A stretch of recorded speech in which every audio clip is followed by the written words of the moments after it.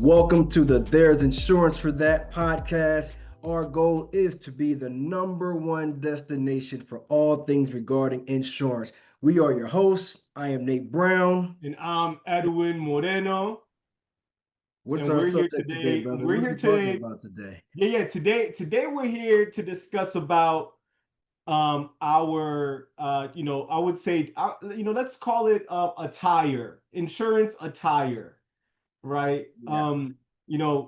Last time I think we had an awesome conversation about you know just what got us into the industry, how we got into the industry. And I think something that we both really relate on and we've had very, very deep conversations about is how you dress and how or how Look, how you present yourself, not even just clothing wise, your hair, if you have your ears pierced, are you going yeah, to be taken serious?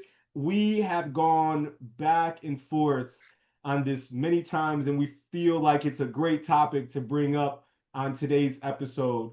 Um, yeah, so yeah, Nate, what are your thoughts about attire in the insurance industry, man? bro. We've been through it, man. I'm not gonna lie, I'm gonna be very honest. When I first got into this field, it was suit and tie. It was face to face with everybody. And bro, I looked in my closet. I'm like, I don't have to do this in corporate America. I don't have a suit and tie. So I'm like, dude, I'm hurting. I went to Goodwill and grabbed like two or three blazers. I may have had one tie. I wouldn't grab like two, three more ties for like $1, maybe like a thrift shop or two, grabbed another little suit and blazer and rocked out with it until I was able to afford some. But man, I got drilled about everything. Half of them ain't even fit right. They weren't tailored. Talking about humble beginnings, bro. Talk Like about the from big there. sleeves, Yeah, the the long sleeve, the short long sleeve, sleeves to like right here, this or too much. short. I did it all, man. I've had it all, bro. Just trying to blend in, trying to fit into whatever Mm. I was told this is what you need to look like. And we've talked Yeah, about say it. more. Well, yeah, say more about that when you say like blend in, because I relate to that. I want to touch on that too. But like, what do you mean by blend in? I mean, we're in the dinosaur industry, bro, and I say that because it's an old industry, but it's been dominated for decades by older white men. And so, if we come in with even just a twist of urban look or anything just that's toned down or not fitting that mold, it's like, we like you, but what can you do to blend in? And so, or to look the part. And so I personally have been told everything from people don't like that you got earrings. You should take those out next time you go in the field. Um, I was growing my hair out at one point. You should keep the low cut with the Caesar with the waves. That's acceptable grooming for. I'm like, bro, I wore these intentionally today. I wear contacts. I got these at one point. I called when I went like fully independent and I was just going by myself. I called these my non-threatening black male glasses. I was Yo, I was like, look at me, and I'm not the best at code switching my voice. So I right. sucked at that. I got an underbite. You can hear over the phone and tell, oh yes, that's a brother. Like Right, right, luckily I right, didn't get that advice, but even if I did, I can't be like, right. hi, swell, how are you? Like it just whatever that is. I Doesn't roll out. Doesn't roll out I naturally. couldn't live with myself doing that. That's too fake. And I think anybody who has some measure of a BS radar is gonna be like, oh, that's BS. That's not him. But it's been a journey, man. For years, I was like, I'm not gonna grow my hair out the way I want to because I don't want it to block business, or I don't want this or that to get in the way of business. Until one point, I don't know if I hit a certain success measure or just a new I don't give a crap measure, but I just was like, I'm me. If you don't like me, that's on you. I'm dope. And I was like, I like me. And I know what I Yeah, know and I'm good at what I do. yeah. So if you can't get past the barrier, I mean the big elephant in the room, hello. Right. This Right. brown stuff, I was born Right. with it. I love it. It's not going Right. anywhere. But Right. even that, at some point, was the elephant in the room Right. in a few cases that I had. I'll share that story maybe later on. Remind me to go back into when I actually had to have the conversation to ask the guy, "Is this the elephant in the room?" And it Ooh. was like, and it was. It Yeah. really Yeah. was. Man. Well, I mean, shoot, let's go there now. I mean, what was, yeah, I mean, we're there, man. We might as well go there now. I mean, we don't have to go in too much detail if you don't want to, but I'm thinking like what was it that caused you to say something? Like what was it that you're like, you know what, I gotta say something about this. It was what the guy said. I never forget. Okay, I just gotta tell the story. I gotta tell. I'm Yeah, not yeah, gonna yeah, say yeah, his yeah. name, Douglas. No, Right. I'm joking. But nah, it's a gentleman, a gentleman in Streamwood, Illinois. Um, First client of the day. Could have messed me up the whole day, but we go in and what do they tell you? Look around the room, try to relate to stuff. So I see like crosses and Bibles. I'm like, oh, are you a Christian? You a believer? I am too. He's like, oh yeah, what kind of are you in ministry or something? I was like, well, I play drums, I do stuff with the youth, I'm involved. And he was like, didn't seem to be too impressed. But I'm like, okay, whatever. Let's talk. He wanted to retire. He had some savings and some things we put together. So I cracked open the laptop, did some illustrations, put a couple strategies together, and I showed him a crazy dope retirement plan. Like crazy dope. He had money coming in tax-free side. He had money accumulating at 13.84%. Like I'm like, dude, you come on, man. You're not gonna find this type of stuff. You got the safeguards in place, IRS codes in place. And then he says, Nate, I like this policy. I like everything you have going on. I like this whole strategy you have. And I'm going to get this strategy. I'm just not going to get it from you. Ooh. So you can imagine, I'm like, "Mm, mm, mm, mm." I'm like, what? And so I'm like, you like it. I know he liked what I did. He didn't like me. So I said, I said, it was like an awkward silence. I said, is this the elephant in the room, sir? He says,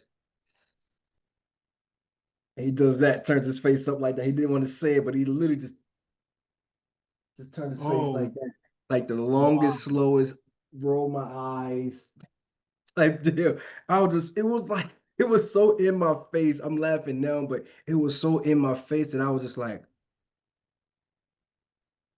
it was nothing else to say. I just closed my Right. laptop, put it in my Right. briefcase and all my paperwork, and I didn't say a word. I just Just walked out stepped the out. door, started my car, and drove off to the next client. And I just was like, what the heck? Like, Yeah, did what this just just happen? happened? Like, it was wild. And so, but then thankfully, I didn't let that destroy me. The next client I had was a few blocks down, funny white dude, him and his wife. And believe it or not, and like he got into, man, this is so relevant to this conversation. I'm not trying to, take too much time, but he got into No, what no, I do look it. like. Yeah. He Yeah. literally was a funny dude. He wasn't racist or anything, but he was more into what I look like and what an insurance agent is supposed to look like. Mind you, it's 2018. I'm kind of new in the business, like independent. I'm struggling still, but making it a little bit. Right. Um, I'm doing a policy for his wife, and he says, "Hey Nate, what kind of watch is that?" And I'm like, "Oh, something cool my wife got me from Target." He's like, "Oh, okay. Those are nice shoes. What kind of shoes are those?" And I'm a humble guy. I'm like, I don't know. Probably something I got from Aldo or something. I don't know. I Right. don't really care. I probably still got a thrift shop blazer on. And Right. after the case, he walks me over to my car. I had a big family van, like not van, but the Buick Rendezvous with a big truck at the time. And so then he calls me back, says, I like you, man. You know what? I kind of told my wife I had a certain amount of coverage that I really don't have. So can you come back? I'm going to get another couple policies on myself. I'm like, sure, I'll come back. Then he tells me, I'm humbly dressed again. He says, how come you don't have like a Mercedes or something like that?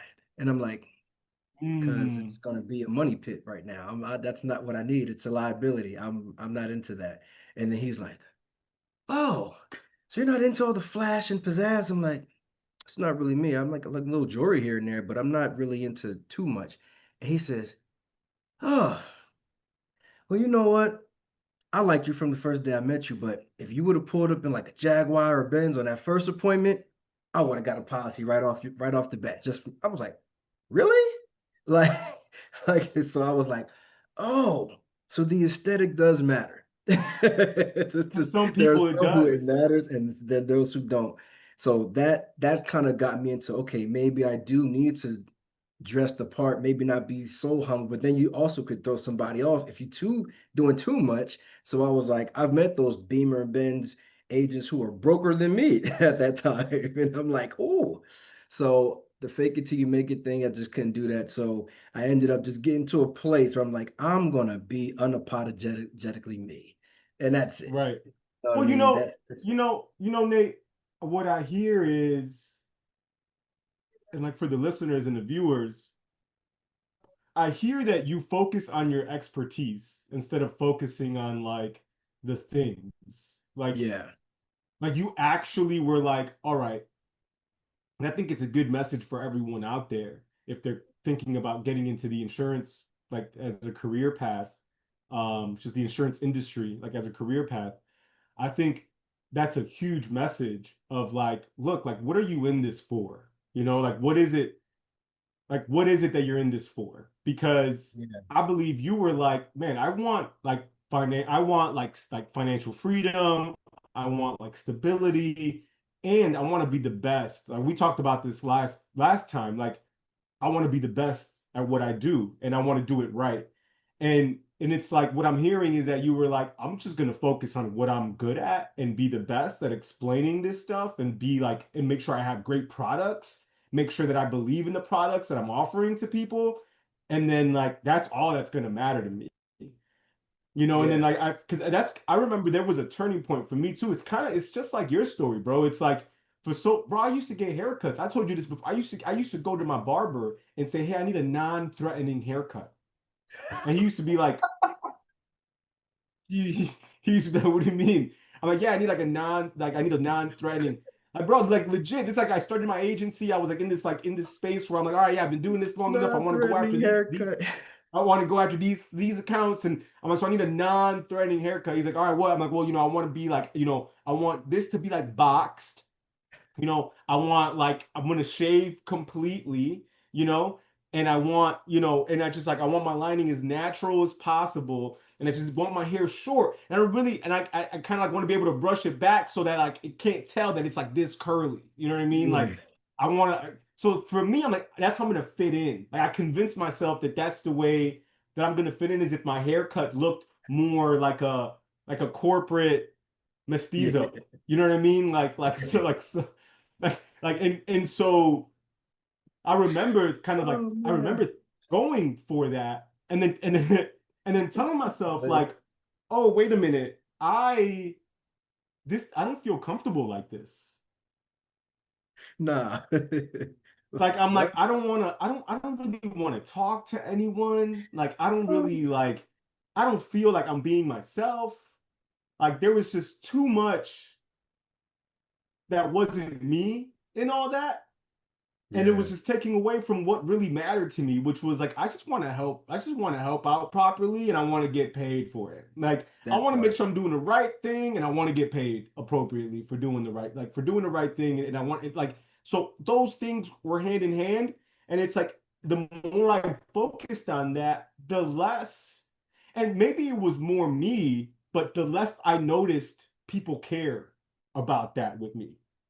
And Yeah, so maybe I'm not surrounding myself with the people that care about that. Maybe like that's just not what my attention is on. So now like I just went to an account, it's you know over over over 50K and like just for like one part of the policy, it's a decent sized business where the person that walked in before me is like a person that like, corporate, suit, tie, kind of like, let's look at your insurance policy. Let's make sure, kind of like that's like the yeah, persona. And they actually appreciated me. They were asking about my culture. They were like curious about me as a person. And it's because I was educating them. Like I was teaching them things about their policy they didn't even know was see there. that part. And so it's like at that point, I don't know. At least to me, the way I looked didn't matter. If anything, the way I looked enhanced my possibility to get the deal even more. Yeah, You know. Um. because you So felt. yeah, man. I think it's an interesting. I think that's what makes insurance really hard, maybe for people to get into, is because the Yeah, image. When I say insurance agent, the first image I get is a white man with a suit. You know, yeah. well, I used to. I That's the first image I used to get, a white man with a suit. Like now, insurance Or is different. Oh, go or ahead. What? or the the black or brown person that blended in, that cut off all beard Yes. and mustache, Right. curtailed his voice, like he's hi, how you doing, sir? Doing well. You know what I mean? Talking, I was like I'm sorry, I'm from Six and Madison. I don't talk that way, bro. You know what I mean? And I also realize if I'm a better agent when I'm more comfortable in my own skin. You know, Right. I feel better talking to someone. I've seen it for the ladies viewers who are watching too. I seen the pressure on them too. It was like, you're already in society where you have to be pretty, but now you're an insurance agent. So what's one of the first purchases most ladies feel they have to get? I gotta get a bag. I don't care if it's a knockoff. I gotta get some type of status symbol purse that says I'm in the business and I'm rocking out. You could be broke as ever, but you just gotta have that thing. Ooh. And Right. and and I just seem to notice that there are people without those things. And again, you can have those things and be broke inside or be broke on the outside. But when you know your craft, at that point, you can't tell me nothing. Like, you can't tell me anything. I am going to educate the mess out of my clients. I'm going to make sure you're leaving well informed.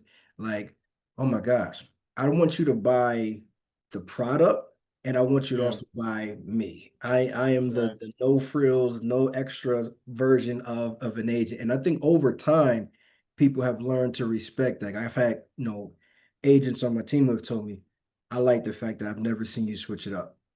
I've never seen you. You are unapologetically yourself, and that's why I stay because I know that you are that person. And I get it because if I met somebody that came to the house, came to barbecue, and they're just chilling, and then they get on Zoom like, "Well, top of the morning, everyone. How are you? Hope you're faring well this evening." And you put on this whole different persona. I'm like, who or what are you doing that for? You know what I Wow. mean?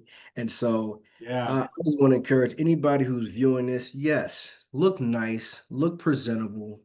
Don't look like you just rolled out of bed and you're not going to sell a $10,000 a week looking crusty, even on Right. Zoom. It's not going to Right. happen. Mind you, I'm I got on a nice little polo. I clearly have on a pair of flip-flop socks and some shorts Yeah. underneath of this, Yeah. and that's the new uniform right now for insurance brokers, which I think is very comfortable to work from home and be able to do that, but still be aesthetically pleasing, you know? Right. Right. Right. Well, I mean, I think it shows. I think like what I'm hearing too is like it's like, do you care? Like I care about myself. So Yeah, like me caring about myself like is also like I care about how I present myself. And so I think like the message I like the message of like, look, like if you don't care about yourself, how do we know that you care about the products that you're offering or that you even like care about what you're doing? yeah, It's like you're the person that's out there presenting this stuff.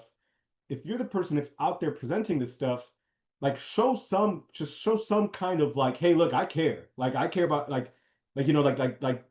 and that is way more important than saying I need to be different or I need to change who I am in order for me to like fit into this industry or in order for me to even like be in this industry. I mean, I'm wondering how many people tried insurance and they're like, I can't be like that. I'm not going to do insurance. You know what I mean? yeah, Like, I'm like for real. Like, I'd love to know like how many people are out there that were like, man, I'd like to try this. And then as soon as they got into it, they're like, I can't be how this industry wants me to be. And I'm like, yeah, well, no. I think what can make this industry so great is if everyone is individual, everyone's themselves, everyone is presenting things the way that they want to present things, and they're putting their own flair and their own twist into it. But I also don't know, Nate. I mean, I think a big issue has been like agency owners. Like a lot of agency owners are Yeah, kind of like, this is the mold you need to fit. If you don't fit this mold, we don't want you.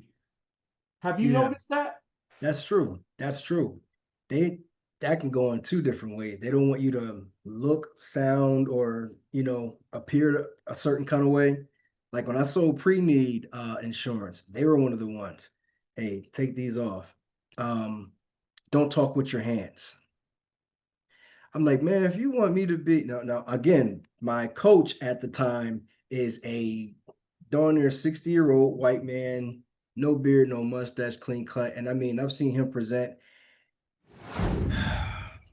He was presenting like watching paint dry. I mean, Ooh, dumb down. Well, I just, we're going to do this and we're going to do that. And this pre needed, he'll bring his voice down really low and go through all these mechanics of the sale and the vibrato. And then he'll get back in his car. How was that, Nate? I'm like, where was that energy in the house? Like, we need that energy in that client's house. Like, you almost put her to sleep and made her cry almost like she was like, oh, he's like trying to draw the emotion. I'm like, but dude, I am sitting here about to put toothpicks in my eyelids to keep them open as just you to stay presenting. open. I'm like, dude, this is dry. And so it didn't work for me. And I think one time I almost want to call my wife here because one time I tried it, bro. I cut off the mustache and beard look. For one, I hated it. My wife was like, I will divorce you if you cut your beard one more time. She, she said, you are not to ever cut that beard. I like the I don't beard. like the way this And I'm looks. like, I'm like, okay, say less, say less. Trying to Right. fit in and blend in is just not me. And nah, don't do it. I don't recommend it for anybody who's viewing.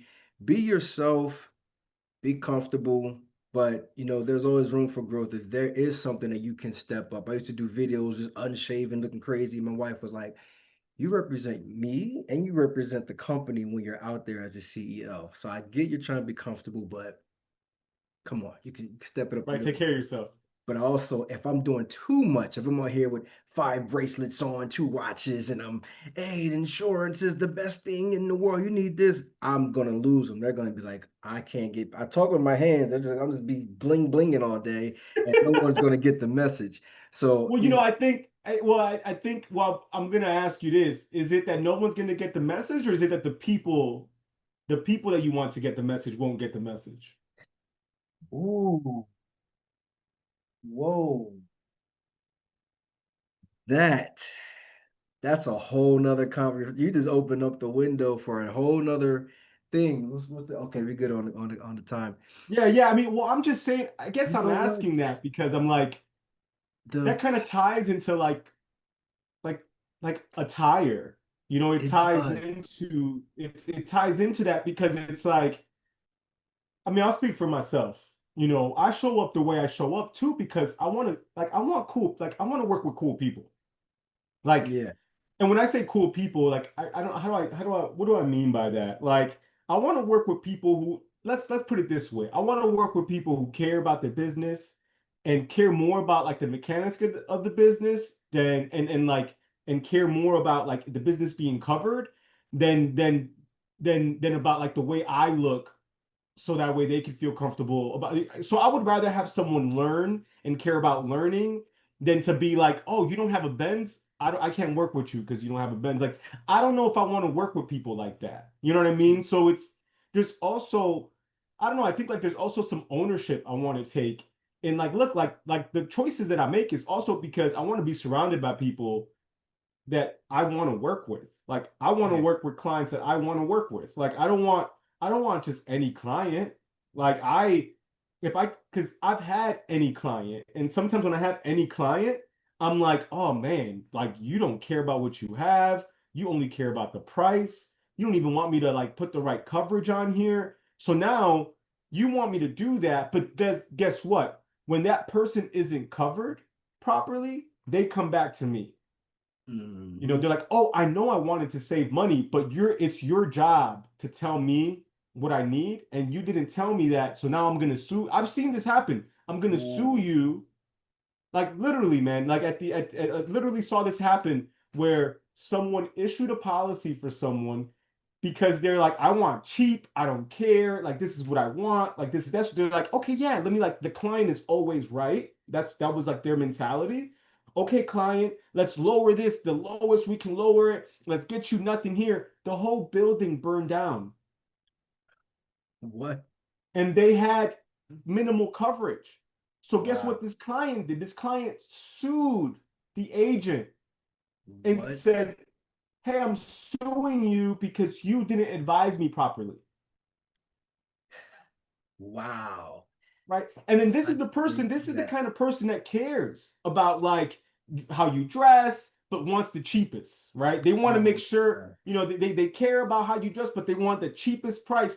And then so they get the cheapest price, but then guess what? They blame it on you when something happens. So it's almost like I know for a fact, I'm like, yeah, I don't want to work with someone like that. Yeah, That's not the kind of, that's just not the kind of client that I want. it's not those. I real the clients that are fixated on the look, or but they ask. It's nothing wrong with asking questions, but when they make you do the most work for the smallest little bit of a policy, those are the ones who are either going in my lane. They're going to charge back. They're going to have a policy for like 3 months, and then say, "Man, I need a pair of Jordans," For the and it's Jordans over prime. For the Jordans viewers, over. for the viewers, real quick, what's a chargeback? What does that mean? They're going to charge back.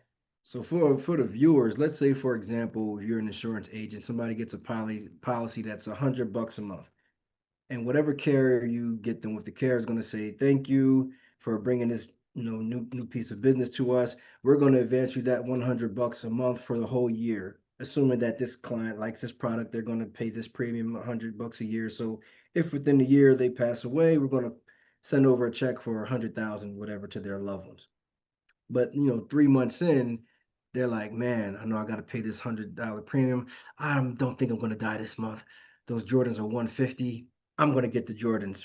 And then next thing you know, they're going to say, hey, we gave you, 1,200 bucks up front. This person stopped paying their policy after 3 months, so you owe us 900 now.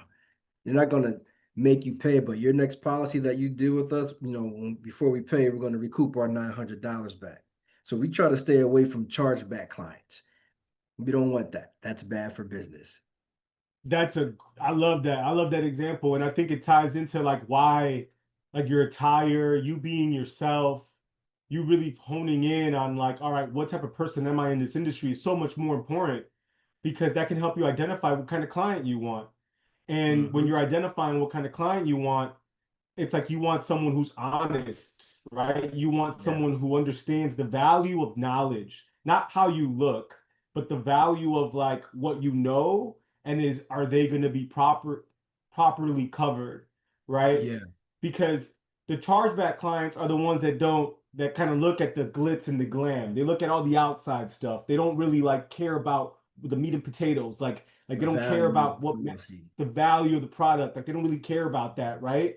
And so it's so interesting how like just like the way we dress could even like dictate what type of not even the way we think we have to dress or the way we like present ourselves can also dictate like what kind of people we want like Yeah. like as a client and what kind of people we want in our circle like even like my team like as I'm building a team like I want my team to be genuine and authentic and to be who they are if someone wants to dress in suits and that's what they like to do, power to Go you. for it. Like, go for it. I wear my suits once in a Yeah. while. Yeah. I Every got my now and then moments. I throw it on. Yeah. Yeah. For the viewers out there, we need to hit how many subscribers for our first cameo with a suit? 100 100 subscribers? subscribers.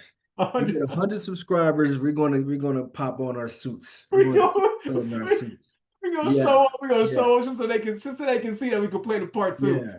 We could definitely play the part. Yeah. We could definitely we can get booted and suited.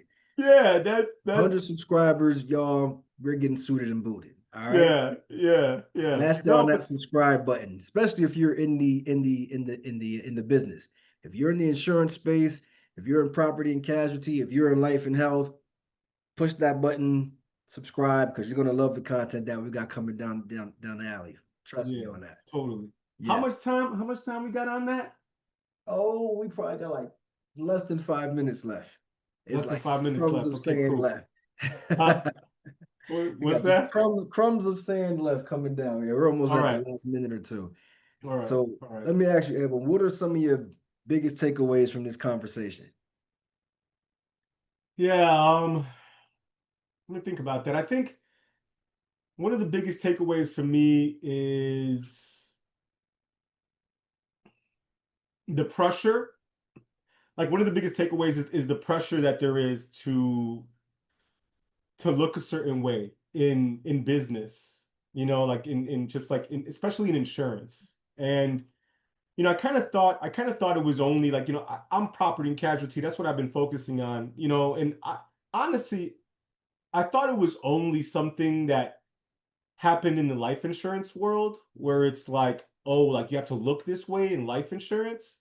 Um, but I noticed like the larger accounts that I work on, like the more I'm getting into like more complex cases, like the more I see that it applies in that world too, Yeah, So it's like they're one and the same. And I think like what I'm taking away from this is that we're needed, like disruptors like us that are like, you know what? Nah, like I want to be me and I'm gonna do like I'm gonna show up the way I want to show up in this moment, yeah, I yeah, think in order for this industry to survive, more of us are needed in the industry. big time, That's my takeaway. big time. I agree How with about that. you? I agree How with about that. That's one of my takeaways as well. Because like when you go to conventions and things like that, you still to this day see people who look like us as a very small margin of the room, less than 10%, of the right? room. But one of my biggest takeaways, man, is just is to know yourself and be comfortable in that space, but always, um, try to look appealing and appeasing, but comfortable. Don't be afraid to be yourself. If you wear earrings, you wear. If you got two or three, wear it. Make sure that you're a great educator more than anything. Make sure your client can leave you feeling like they actually know something. So be an educator. So there's no reason why you should be trying to sell a product that you don't know anything about. But if you can Hmm. carefully deliver that product, people will, the right client will take away more of what the information you give them and how you make them feel versus what you feel like. But also, know your space, know what space you're in too. I mean, I got some nice watches. I got some with some gold and some diamonds in there, and I'll wear it going to the gas station. If I feel like wearing it that day, I'll wear it that day. It's not like oh, I have this client. Let me, you know, I don't necessarily do it for that. It just depends on how you feel today. But be happy, feel good about yourself. And nothing really makes you feel good about yourself and gives you a level of confidence more than when you know your craft. When you Hmm. know your craft and you step out, it's like stepping out on the court. Like, I know I've been in practice all week. I know I'm good. I'm warmed up. This is something that I do. I live, eat, and breathe here. So this is nothing new to me. I'm comfortable here. That's the type of client you want to be more so than just aesthetically pleasing. That's my takeaway. I love that. I love that. So the two takeaways for y'all: know your craft, and know your craft. And there's pressure. There's gonna be pressure. It's pressure. So, you know, hey man, I think this was awesome. You wanna close us out?